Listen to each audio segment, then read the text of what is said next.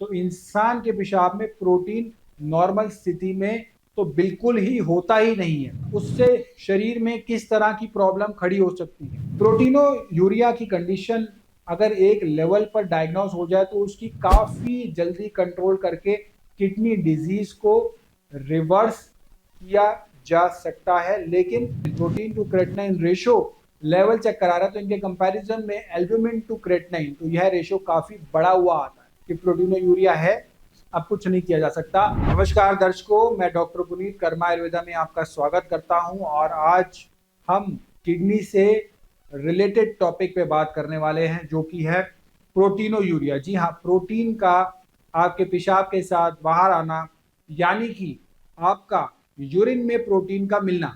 प्रोटीनो urea का topic है यानी पेशाब में प्रोटीन का आना। यह थोड़ा सा कॉम्प्लेक्स टॉपिक है। अगर हम देखें तो इंसान के पेशाब में प्रोटीन नॉर्मल स्थिति में तो बिल्कुल ही होता ही नहीं है। इसका मतलब यह हुआ कि प्रोटीन का थोड़ा सा भी मात्रा में पेशाब में आना मतलब कि 99% चांस है कि आपकी किडनी के पार्ट है, जो किडनी जो है, आपके जो नेफ्रॉन्स है किडनी में, हो सकता है कि उनका स्ट्रक्चर बदल गया हो, या दूसरा जो हमारी किडनी में नेफ्रॉन्स का जो दूसरा पार्ट है उस ट्यूब्यूलर पार्ट में अगर कोई प्रॉब्लम है तो उस कंडीशन में भी किडनी जो है वो ठीक से काम नहीं कर पाती है। लेकिन नेफ्रॉन्स के ट्यूब्यूलर पार्ट में से प्रोटीन लीक होने का कारण काफी रेयर होता है, ये देखने वाली बात है। तो इसलिए आज बात करेंगे प्रोटीनो यूरिया की प्रॉब्लम के बारे में। जब आती है तो किस वजह से आती है, आपको पता कैसे चलता है। किसी मरीज को प्रोटीनो यूरिया की शिकायत हो गई, उसका पता उसको इन दोनों सिचुएशन में लगता है। एक तो वह अपना केएफटी, आरएफटी या केएफटी जिसको कहा जाता है, उस टेस्ट के द्वारा और यूरिन का एनालिसिस करवाता है अगर तो कुछ टाइम के बाद। और दूसरा, जब पेशेंट को किडनी का प्रॉब्लम होती है तो उसकी आंखों के नीचे, उसकी पैरों में, अपने उसके पेट में पानी भरने लगता है और उसके कारण जो है उसका शरीर में स्वेलिंग आ जाती है। तो हमारे पास दो तरीके हो गए, यूरिन टेस्ट, ब्लड टेस्ट, और ये सिम्टम्स हो गए। और अगर पेशाब का कलर भी चेंज हो गया और उसमें बहुत ज़्यादा फोम बन रही है, मतलब उसमें बहुत ज़्यादा झाग बन रही है, और जहां बिल्कुल साफ ऊपर ऊपर से दिखाई दे रही है ये झाग, तो आसानी से समझ लीजिए कि पेशाब में बहुत ज़्यादा प्रोटीन लीक हो रहा है। क्योंकि अगर आप नॉर्मल यूरिन देखेंगे ना तो उसमें झाग थोड़ी देर में गायब हो जाती है। लेकिन अगर ये झाग बहुत देर तक, लंबे समय तक पेशाब के ऊपर ही पड़ी रहती है तो इसका मतलब यह है कि बहुत ही ज्यादा मात्रा में प्रोटीन लीक होने के चांसेस हैं पेशाब में। इसके बाद हम चर्चा करेंगे कि प्रोटीन लेवल की स्क्रीनिंग करने की क्या जरूरत होती है, मतलब उसका टेस्ट क्यों करवाया जाना चाहिए। तो ऐसे पेशेंट जिनको किडनी का प्रॉब्लम रहता ही है, उनके लिए डॉक्टर लोग यह रिकमेंड करते हैं कि वो लोग हर कुछ महीनों में या 6 महीनों में, एक साल में 2 बार किडनी की स्क्रीनिंग जरूर करवा लें, यानी कि 6 महीने में एक बार जरूर करा लें। क्योंकि उनके केस में प्रोटीन का बॉडी में लीक होने की संभावना काफी रहती है। हमको ये देखना होगा कि प्रोटीन का यूरिन में होना कितनी इंपॉर्टेंस रखता है, मतलब उससे शरीर में किस तरह की प्रॉब्लम खड़ी हो सकती है। तो सबसे पहले तो यूरिन टेस्ट करवाना होगा और यह एक डायग्नोस्टिक टेस्ट है।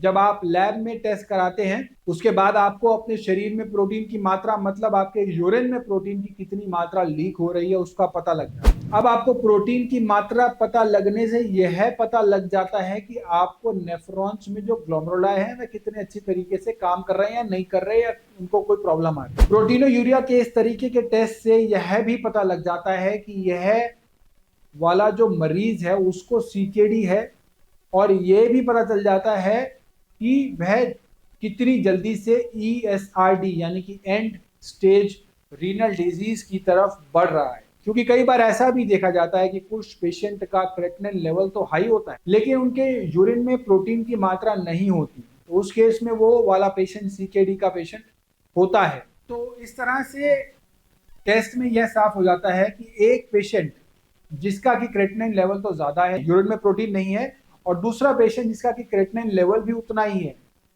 जितना पहले पेशेंट का था, लेकिन उसके यूरिन में प्रोटीन की काफ़ी मात्रा पाई गई है, तो दूसरे वाले पेशेंट के चांसेस किडनी फेलियर की जो डिजीज है उसको बढ़ जाने की संभावना बहुत ज़्यादा रहेगी, क्योंकि यहाँ पे प्रोटीनोयूरिया भी हो गया और क्रेटिनाइन भी बढ़ा हुआ है। इसके अलावा जिस भी मरीज के प्रोटीनोयूरिया की प्रॉब्लम होती है उसको कार्डियोवास्कुलर, जी हाँ, दिल की बीमारी बढ़ने के चांसेस भी होते हैं, ब्लड प्रेशर हाई होने के चांसेस होते हैं, स्ट्रोक के चांसेस भी काफ़ी ज़्यादा होते हैं। तो पेशेंट की लाइफ पर रिस्क जो है वो काफ़ी बढ़ जाता है। ऐसे केसेस में हमें मोर्टेलिटी की तरफ भी कई बार पेशेंट जो होता है वो भी जा सकता है। प्रोटीनोयूरिया की कंडीशन अगर एक लेवल पर डायग्नोज हो जाए तो उसकी काफ़ी जल्दी कंट्रोल करके किडनी डिजीज को रिवर्स किया जा सकता है। लेकिन जब आपका क्रेटिनिन लेवल बहुत हाई हो, जीएफआर जो है वो 16 ml 15 ml से भी कम हो जाए, इसका मतलब किडनी जो है वो काफ़ी डैमेज हो चुकी है।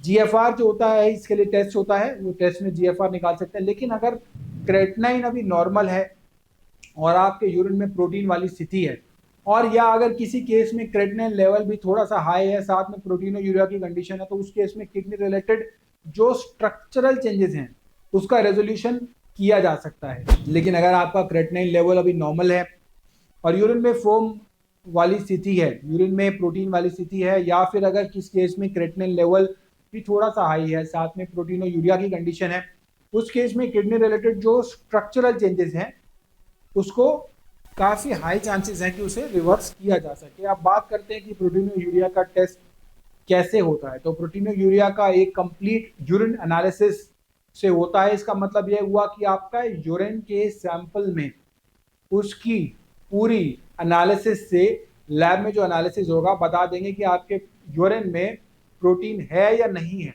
और जब लैब रिपोर्ट यह कंफर्म कर देती है कि आपके यूरिन में प्रोटीन है, उसके बाद आपको नेक्स्ट स्टेप में हमें उसे क्वांटिफाई करना पड़ता है कि आपके यूरिन में कितना प्रोटीन। अब इसमें दो टेस्ट किए जाते हैं और इसके बारे में पेशेंट हमेशा कंफ्यूज रहते हैं। इसमें पहला टेस्ट होता है जो 24 घंटे वाला यूरिन प्रोटीन।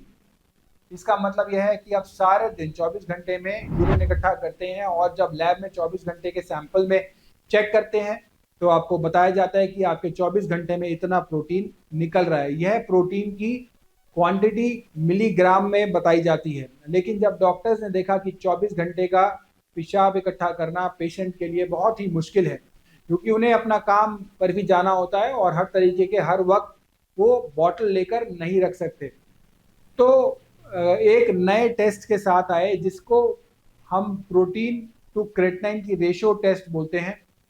उस प्रोटीन टू क्रेटिनाइन की जो रेशो का मतलब यह है कि लैब में आपके यूरिन में एक टाइम पर प्रोटीन चेक करते हैं और क्रेटिनाइन भी चेक करते हैं।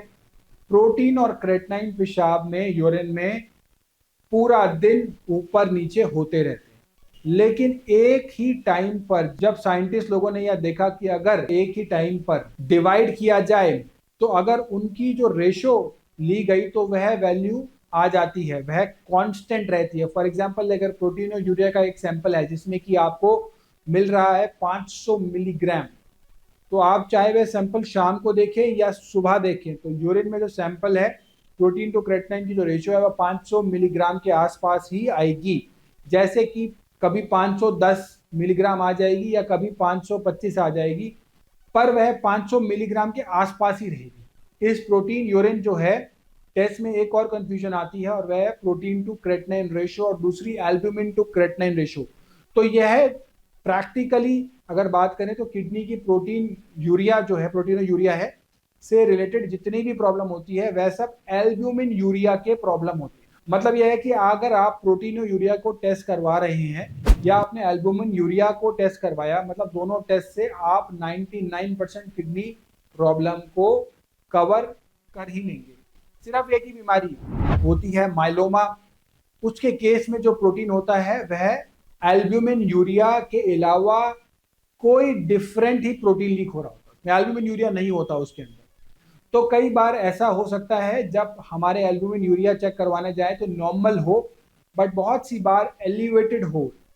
लेकिन जब प्रोटीनोयूरिया चेक करवाने जाते हैं, मतलब आप protein to creatinine ratio level check करा रहा है तो इनके कंपैरिजन में एल्ब्यूमिन टू क्रेटिनिन तो यह रेशियो काफी बड़ा हुआ आता है। और इस डायग्नोसिस टेस्ट को अगर हम यूज करते हैं तो हम मल्टीपल माइलोमा को कंफर्म करने के तरीके से टेस्ट कराने के लिए यूज करते हैं। तो इस डायग्नोस्टिक टेस्ट को हम मल्टीपल माइलोमा को कंफर्म करने के लिए ही सिर्फ यूज किया जाता है। जब आपके डॉक्टर ने टेस्ट भी करवा लिया कि प्रोटीनोयूरिया की रेशियो कितनी है, अब वह टेस्ट की रिपोर्ट भी आ गई जिसमें पता लगा कि प्रोटीनोयूरिया की मात्रा ज़्यादा है, अब हमको करना यह होता है कि उसकी डायग्नोसिस के बाद यह जानना ज़रूरी हो जाता है कि वह किस वजह से यह कंडीशन क्रिएट हुई है। क्योंकि यह वजह जानना बहुत ज़्यादा ज़रूरी है, तो क्योंकि प्रोटीनोयूरिया किस कारण से शरीर में क्रिएट हुआ है, क्योंकि अगर हम ये वजह नहीं जानेंगे तो हमको इसका इलाज कैसे पॉसिबल हो पाएगा। बहुत सी बार पेशेंट जो हैं वो कमेंट में पूछ रहे होते हैं कि आप मेडिसिन बता दीजिए इसकी उसकी, तो ऐसे मेडिसिन जो है अगर आपको प्रोटीनोयूरिया होने पर किस तरह की दवाई दी जानी चाहिए, आयुर्वेदिक में उसको किस तरीके से देना है, क्या डोज देनी है, ये पहले सवाल उठता है कि प्रोटीनोयूरिया वाली जो सिचुएशन है वो पैदा जो हुई है उसमें हमारे शरीर में इसकी वजह क्या है, वजह को जानना बहुत ज़रूरी है और फिर वजह के हिसाब से इलाज किया जाएगा। तो पहले ये जानते हुए प्रोटीनोयूरिया किन किन कारणों से हमारे शरीर में आया है, क्योंकि आयुर्वेद जो है वो होलिस्टिक अप्रोच से चलता है, जड़ से समाप्त करने के लिए बीमारी के लिए की तरफ अग्रसर होता है, सिम्टोमेटिक ट्रीटमेंट में विश्वास नहीं रखते हैं। तो इसके लिए पहले डिस्कस होगा कि नॉर्मल वाले जो कारण जिसके कारण आप पेशाब में प्रोटीन आ सकता है, प्रोटीनोयूरिया आ सकता है, तो जब भी हम एक्सरसाइज करते हैं नॉर्मली कब कब आ सकता है, उसके बाद अगर हम अपना सैंपल टेस्ट करवाते हैं तो आपके प्रोटीन में यूरिया, आपके यूरिन में जो है वो प्रोटीन जो है उसकी मात्रा मिल सकती है। इससे बेहतर यह होता है कि जब भी हम प्रोटीनोयूरिया के लिए अपना सैंपल देना चाहें तो हम अर्ली मॉर्निंग उठने के बाद वाला यूरिन सैंपल दीजिए। और दूसरा, कई बार जब बहुत ज़्यादा बुखार हो रहा होता है तो आपके यूरिन में प्रोटीनोयूरिया की स्थिति जो है वो बन सकती है ऐसे कंडीशन में भी। यह तो नॉर्मल कंडीशन में प्रोटीनोयूरिया आने कब कब पॉसिबल है वो बात हुई। कुछ स्पेशल कंडीशन भी होती है। इस कंडीशन में सबसे महत्वपूर्ण जो कंडीशन होती है उसके कारण जो प्रोटीनोयूरिया बढ़ता है वह है किसी भी देश में अगर रहते हो वह है डायबिटीज, और दूसरा है ऑटो इम्यून डिजीज जो कि नेफ्रॉन्स के ग्लोमेरुलर पार्ट के साथ साथ जिनको बोलते हैं ग्लोमेरुलोपैथीज, यानी कि नेफ्रॉन्स का जो ग्लोमेरुलर पार्ट है वह पेशाब में प्रोटीन लीक करवाती है। अगर अब हम आगे चलें तो हम यह पता लग गया कि हमें प्रोटीन में यूरिन में प्रोटीनोयूरिया किस कारणवश आ रहा है। अब हम क्या कर सकते हैं, एक तो ये बहुत बड़ी गलतफहमी होती है, मिसकंसेप्शन होता है कि हमारे हेल्थ केयर सिस्टम ने डाल दिया कि पेशेंट के दिमाग में कि प्रोटीनोयूरिया है, अब कुछ नहीं किया जा सकता। लेकिन यह ज़रूर है कि अगर लाइफस्टाइल में चेंजेस हों, छोटे छोटे चेंजेस हों, तो प्रोटीनोयूरिया को काफ़ी हद तक कंट्रोल कर सकते हैं। सबसे पहले लाइफस्टाइल में आप क्या कर सकते हैं, आप एक्सरसाइज करना शुरू कर सकते हैं। इसके बाद नींद कितनी लेनी चाहिए, और तीसरी आपकी डाइट। यह अगर चीज़ें प्रोटीनोयूरिया को इम्प्रूव किया जा सकता है तो ओवरऑल सेहत को बेहतर बनाने के लिए सहायक होगा। और एक बात, अगर आपको अपने खाने में प्रोटीन की मात्रा भी बहुत कम करने की ज़रूरत नहीं है। कुछ स्पेसिफिक कंडीशन में ही डॉक्टर्स आपको बताएंगे कि प्रोटीन की मात्रा आप खाने में कम कर दीजिए, क्योंकि यह तो एक रिकमेंडेड नहीं होता कि आप खाने में प्रोटीन की मात्रा को कम कर दीजिए, क्योंकि हमारे देश में देखेंगे तो प्रोटीन की मात्रा वैसे ही पर्याप्त रहती नहीं है, तो बहुत ज़्यादा वैसी भी नहीं रहती है। उसके बाद एक लंबी लिस्ट है जिसको हम कहते हैं कार्डियोवास्कुलर रिस्क मॉडिफिकेशन। इसमें हमें ऐसी चीज़ करनी है जिसमें हमारी हार्ट को, बॉडी को की हेल्थ को इम्प्रूव होती है, प्लस साथ में ब्लड प्रेशर को भी कंट्रोल करना है, अपनी डायबिटीज़ को भी कंट्रोल करना है, अपने खाने में नमक की मात्रा को कंट्रोल करना है, वेट लॉस करना है, सारी दवाइयाँ टाइम पे लेनी है, स्मोकिंग को अवॉइड करना है। इस तरीके के लाइफस्टाइल हैबिट्स की एक लंबी लिस्ट। अगर आपको अपनी सेहत को इम्प्रूव करना है तो इसके बाद आता है डॉक्टर्स का रोल। ये सारे चीज़ें करने के बाद मेडिसिन से आपको प्रॉपर लेना है। अनुशासन से अगर आप योग करें, मेडिटेशन करें, एक्यूप्रेशर करें, सही समय पर नींद ले, सही समय से पानी पिए, तो इन सब चीज़ों को अगर अनुशासन का पालन करें और प्रोटीनोयूरिया की शरीर में दिक्कत है तो साल में 1-2 बार टेस्ट करवाना जरूरी है, जिससे कि यह जांच हो सके कि अभी प्रोटीनोयूरिया का लेवल कितना है बॉडी में। जो किडनी पेशेंट्स हैं उनके लिए। तो दर्शकों, आपको यह बताना चाहूँगा कि इस वीडियो में अगर आपको कुछ इंपॉर्टेंट बातें सीखनी है, अपने शरीर से किडनी से रिलेटेड कोई भी प्रॉब्लम है, या फिर आपने प्रोटीनोयूरिया का लेवल अगर आपका बढ़ा हुआ है, तो आपको साल में रूटीन टेस्ट कराने बहुत ज़रूरी है। आपकी सही समय पर प्रोटीनोयूरिया लेवल की जांच होनी चाहिए और अगर आप सीकेडी की तरफ बढ़ रहे हैं तो आपको उसको भी टाइम से कंट्रोल करना बहुत ज़रूरी है। दूसरा कि आपके लाइफस्टाइल में चेंज लाकर हेल्थ को निरंतर इंप्रूव करना बहुत ज़्यादा अनिवार्य है। तीसरी बात यह ज़रूरी कि आप अपने प्रोटीन और यूरिया को रेगुलर मॉनिटरिंग करें और अपने शरीर में एक बार यह टेस्ट रिपोर्ट आ गया, अगर आपके रिपोर्ट्स में आ गया तो अपनी बॉडी के प्रोटीन और यूरिया की मात्रा में नॉर्मल से ज़्यादा है अगर, तो आपने सही समय पर डॉक्टर्स का परामर्श लीजिए, डॉक्टर से एडवाइस लीजिए। दवाइयाँ और लाइफस्टाइल को चेंजेस को आप निरंतर प्रैक्टिस करते रहिए। अगर आपके कोई भी सवाल है, कोई भी डाउट है प्रोटीन और यूरिया को लेकर, तो आप नीचे कमेंट बॉक्स में जाकर पूछ सकते हैं। किडनी से रिलेटेड अगर आपकी कोई भी समस्या है तो आप नीचे कमेंट बॉक्स में जाकर अपना कमेंट डाल सकते हैं। हम कोशिश करेंगे आपको सटीक और सही रूप में जवाब दे पाएं। नमस्कार।